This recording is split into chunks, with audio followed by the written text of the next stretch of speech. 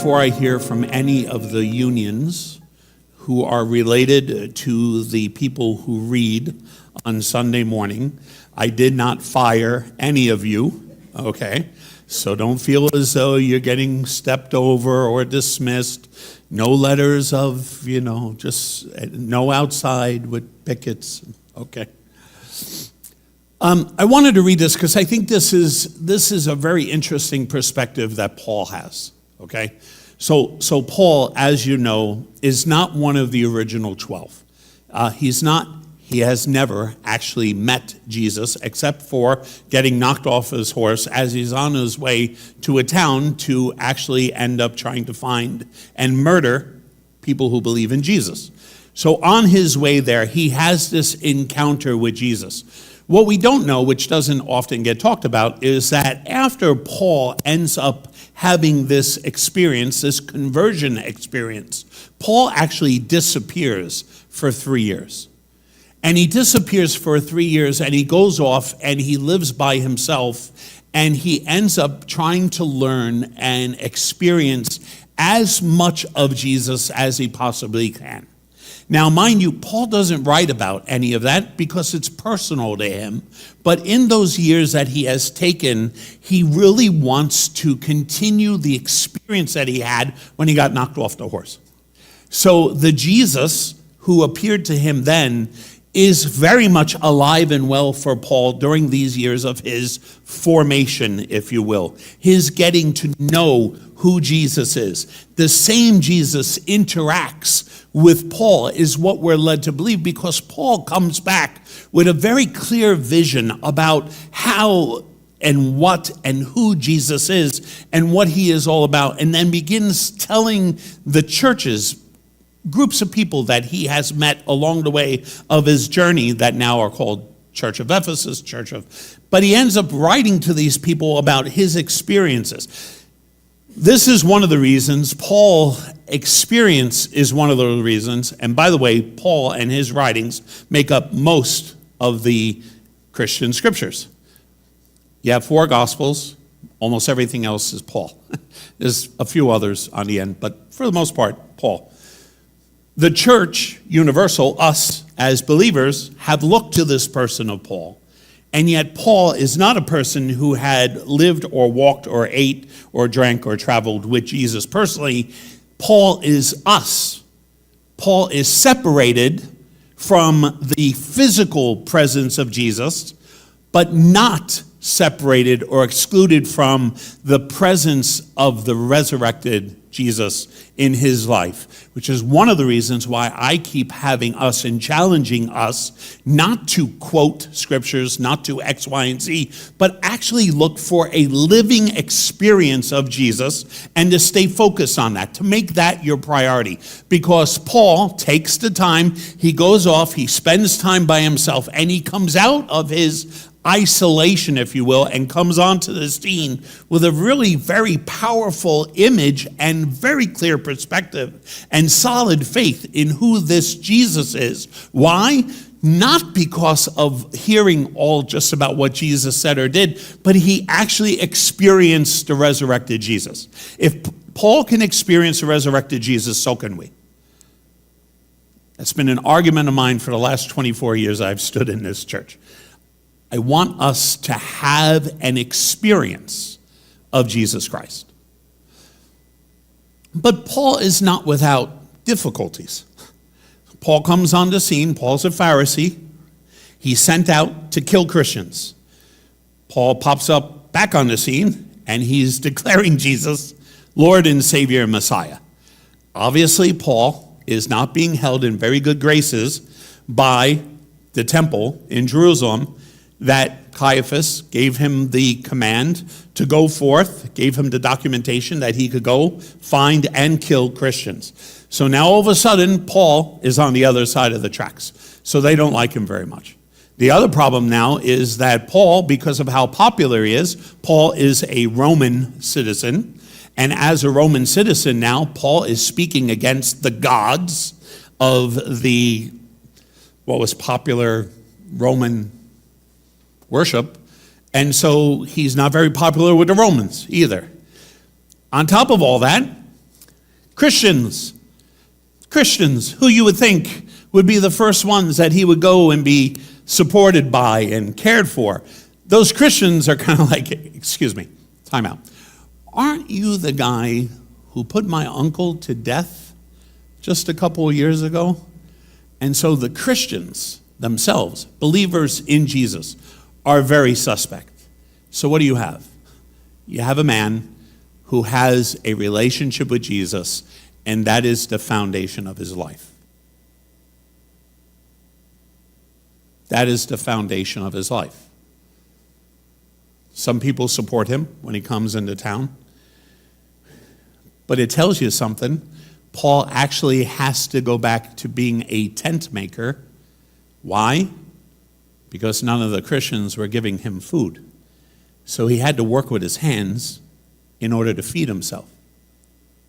So Paul really just has this experience of him, his relationship with Jesus, and then he's making his own way from place to place.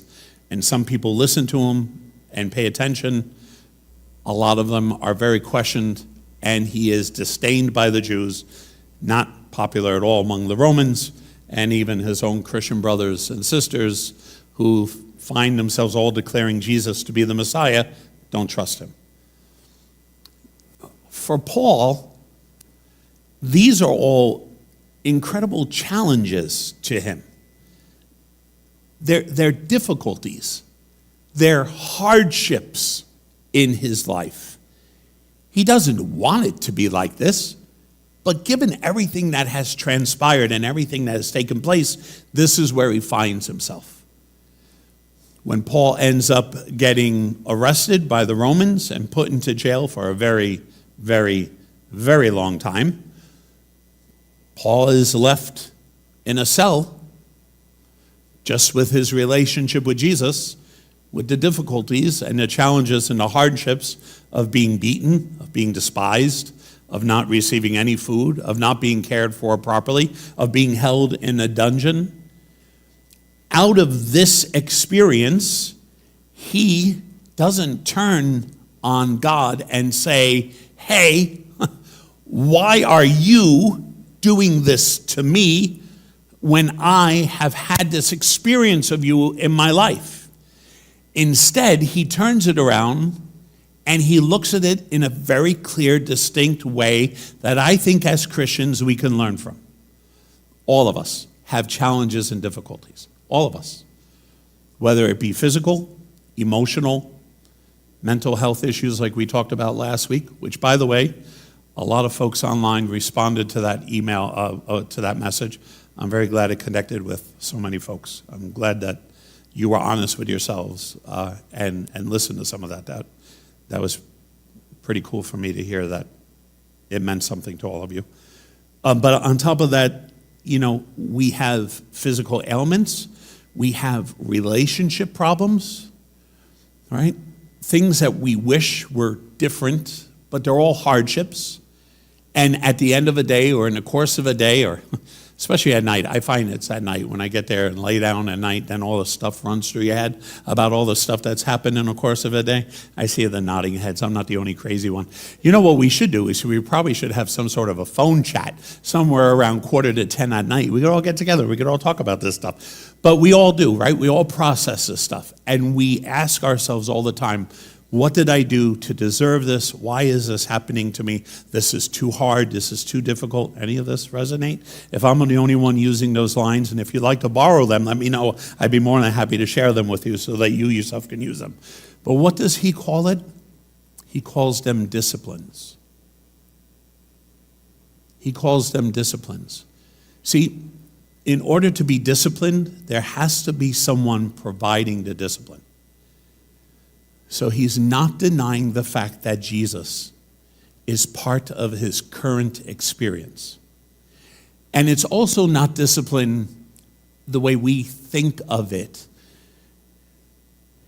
The proper word would probably be correction, or molding is probably a better term.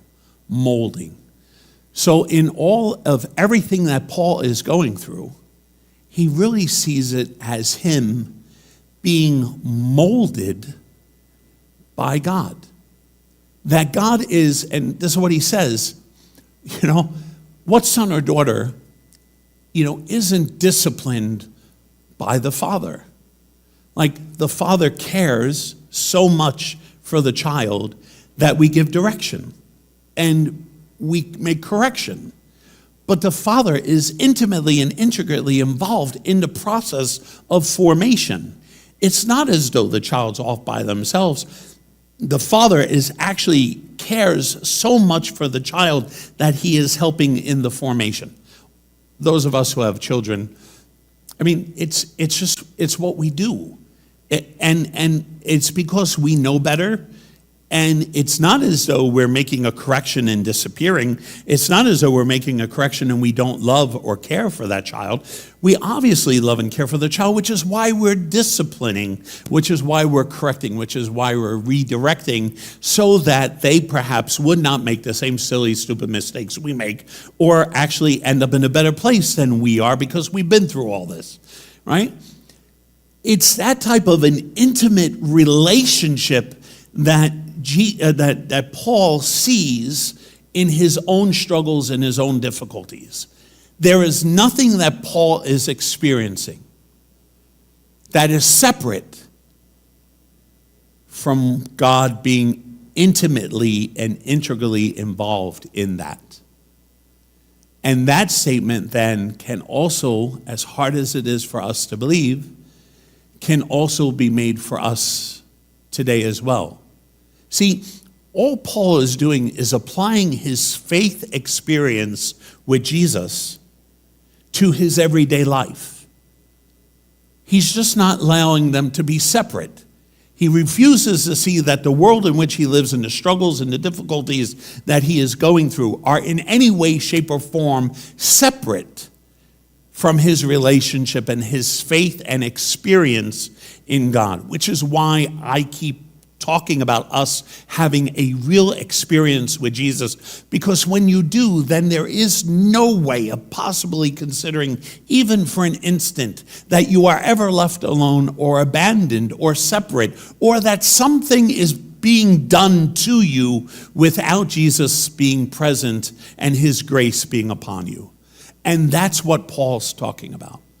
Paul's choosing to make a choice of how he will see everything negative that is happening in his life, everything that is causing him hardship, everything that is causing him any type of difficulty at all. He is choosing to see it as God forming and molding him.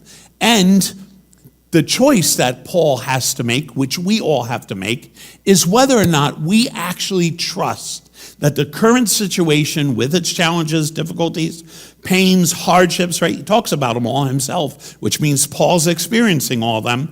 If all of those are really separate from God, or is it a way of molding us? I was in religious life for 16 years, from my college years all the way through with the Capuchin Franciscan friars. You take a bunch of people who don't know each other and you stick them in a home, in a house, in a structure. And you say you're going to be a community. These aren't people that you're choosing to live with. These are people that you're simply assigned to be with. And in and through those relationships, there is a molding process that takes place. Because you're bumping up against different people's personalities that are different than yours. And they're challenging you in some ways to see yourself in ways that you would never see yourself. Now, this is one example, but for us in our own work environment, perhaps in our own relationships, you're never always going to agree on seeing anything at any given time the exact same way. It's even when you do agree, the chances are that you're really not agreeing on every single aspect. But in our relationships, there is a molding process that is taking place with us.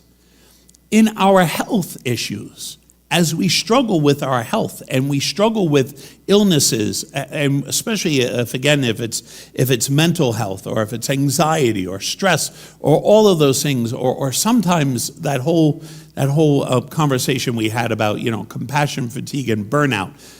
In and through all of those things, depending on how you look at those, and if you look at those experiences through eyes of faith, you can see a loving Father molding and shaping you. See, the point is that Paul experiences all these things, and he doesn't run away from God. He runs to God. He doesn't see them as being separate from God. He sees that God is the one who is the answer and the support and the guidance and the strength and the fortitude and the courage to be who I need to be in this moment in time. Paul doesn't look at any of those things as a negative. He experiences them negatively, as we all do. But in the end, Paul's choice is that none of that is separate from the Father who cares for me every single moment of a day. And this too is a loving discipline from the Father so that I can become more of the person that the Father wants me to become. And as easy as it was in the last 7 minutes to preach that sermon, fulfilling it in our life is truly a lifetime affair. Because it means that we have to keep asking ourselves, do we really think that our illness is separate from God's presence? Do we really think that our relationships are distinct and separate from God's presence? Do we really think that our struggles, our difficulties, our infirmities, our mental health issues, do we really feel any of those are outside of God's love and presence in our life? That is the choice that we have to make. And for Paul, he's not denying any of it. He's not denying any of the pain or any of the suffering. And I would say for us too, it's exactly the same. And he's not exactly saying that God is the one causing it. But what he is saying is that this is a discipline, and I am being formed and changed because God is part of the experience. And I think for each and every one of us, that's sort of where we have to find ourselves as we struggle and we find challenges throughout the course of our life. We have to ask ourselves, do we really think this, X, illness, mental health, job issues, financial issues, do we really believe all of this is greater than the God we are in relationship with? Or is it very possible that the loving, compassionate God who has created us and brought us into being, to have this existence, to live this life, that even in the midst of all this, this can be a discipline for us because it formulates us and asks us, who is it that you will depend on in this moment in time? Do you really think it will just be you? And look, for most of us, we've tried that route. And honestly, when difficulties come around again, we think we can handle them ourselves again. And ultimately, in the end, we end up losing to a lot of that. And then we feel despair. But the fact of the matter is, we have made a mental choice to eliminate God from the process, and Paul is not willing to do that because Paul cannot deny the presence of the resurrected Jesus in his life. And I don't think we can either. We should not be. No one can take that from us. Even us, ourselves, despite what we feel, despite everything we might feel, faith is much deeper than that. And we hold on to our faith. We hold on to our experience with Jesus Christ no matter what. And all the challenges, all the difficulties, all the struggles, which we all share in common, we should all be bringing them, dragging them if we have to the feet of Jesus and saying, you alone, make this, turn me into the best, loving, caring disciple that I can be. Don't allow this to bring out all the negative in me. allow this to bring out the most love and compassion that you yourself would want it to. We have to say all the pain and the anguish and the incredible horror of the cross after the resurrection doesn't make Jesus a hard, difficult, challenging, upset, or annoyed person. He ends up going right back to the people who denied and betrayed and, well, except for the denied Judas, sort of. But the rest who abandoned him, he went back to them. And what is it? He goes with what? Peace and love. The experience that Jesus has as a human being hanging upon the cross does not make him a worse human being or a person who, if anyone should have anything to complain about, it would be Jesus after what they did to him and what they, But why? Because he was never, even in that moment, even dying and suffering upon the cross, he was never separated from the love of the Father. He was never separated from the love of the Father. That cross brought about a redemption, and ultimately that cross asked Jesus time and time again, every moment of his suffering, what is it that you believe? And we know because Jesus' final words are, Father, into your hands. Which means what? The Father was present. He recognized the Father's presence, and in the deepest part of his suffering and struggle and difficulties and challenges and pain and suffering, in the midst of all that, he knew the Father was there. He wasn't alone no matter what, and he handed his spirit to no one else but into the Father's hands. It is an example. Paul, Jesus, examples of exactly how you and I are meant to live as Christians. And regrettably, we don't. Why? Because we're human beings and we forget and we get distracted and we run off into our own thing. And then once we start entertaining some of those thoughts and those feelings and those difficulties that we're having, we get lost. We're off. We're off to the races. And it takes a herd of cattle to bring us back, to where we're supposed to be, because one thought leads to another thought, that leads to another thought. And what we don't even realize is that every single thought is pulling us farther away from the exact source of where we can find peace, comfort, and healing. And that is God. And Paul, in all of his struggles, in the deepest, darkest caverns of where they put him and tied him up and chained him up, in those darkest spots, he still held on and experienced a resurrected Jesus. And it's meant to be an example for us. Paul's meant to be an example for us. Let the world do whatever it wants to do from us, to us. Let it take whatever it wants from us. But in the end, you and I, we stand constantly, if we so choose and desire, we stand daily, moment by moment, in the presence of a resurrected Jesus who loves us passionately. God bless you.